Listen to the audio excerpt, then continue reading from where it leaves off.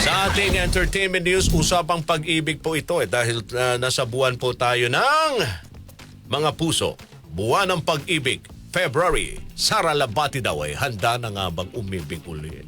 Sana all. Kasama natin sa Balitang Showbiz, Myra Jane Nasayaw. Myra!